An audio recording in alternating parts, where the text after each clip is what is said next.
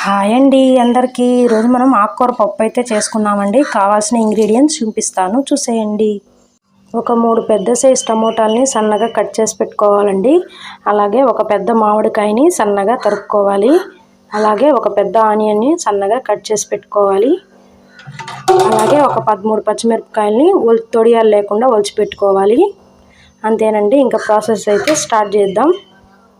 First stove on చేసి కడాయి పెట్టుకున్నాం. ఇందులోకి 1/2 కప్పు పెసరపప్పు అనేది వేసేసుకుందాం. ఇది కొంచెం దోరగా వేగనివ్వాలి.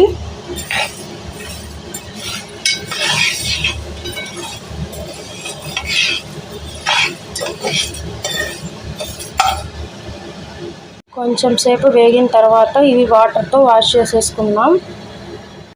వాష్ చేసుకుందామండి. ఇలా వాటర్ వేసుకొని నీట్గా వాష్ చేసేసుకొని వాటర్ అయితే వంపేసుకోవాలి అనేది వంచేసుకోవాలండి నీట్గా. ఇప్పుడు కుక్కర్ అనేది తీసుకొని ఇందులోకి ఆకుకూర అయితే వేసేసుకుందాం.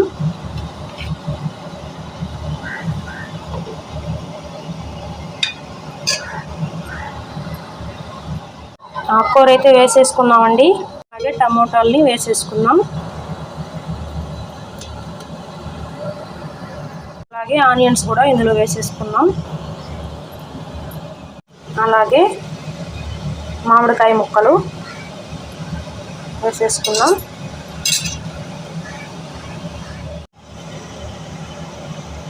అలాగే పచ్చిమిరపకాయలు వేసేసుకుందాం.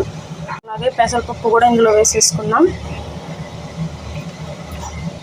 1 స్పూన్ పసుపు వేసేసుకుందాం. అలాగే 1 గ్లాస్ వాటర్ అయితే వేసేసుకుందాం. మూత అయితే పెట్టేసుకుందాం. ఇప్పుడు గ్యాస్ పైన అయితే పెట్టేసుకున్నామండి. ఒక 5 విజిల్లు వచ్చే వరకు ఉంచుకోవాలి. కొంచెం ఉప్పు అయితే వేసుకుందాం. ఉప్పుతో బాగా ఉంచుకోవాలి.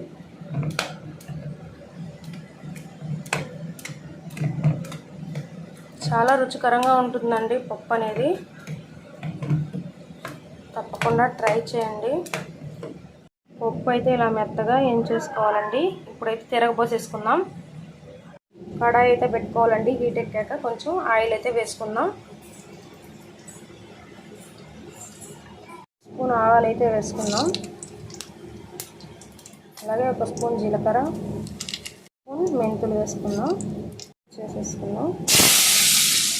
కొంచెం వేడిగా వేగిన తర్వాత కరివేపాకు అయితే ఇందులో వేసేసుకుందాం. పప్పులో తిరగబోసేసుకుందాం. టమాటా అయితే ఇందులో వేసేసుకుందామండి. బాగా మిక్స్ చేసేసుకోవాలి. ఇప్పుడు మళ్ళీ స్టవ్ ఆన్ చేసి కొంచెం సేపు పప్పు అనేది మగ్గనివ్వాలి. పప్పు అయితే చాలా రుచికరంగా ఉంటుందండి. తప్పకుండా ట్రై చేయండి. చాలా సింపుల్ కూడా. అలాగే మన ఛానల్ని లైక్ అండ్ సబ్స్క్రైబ్ చేయండి.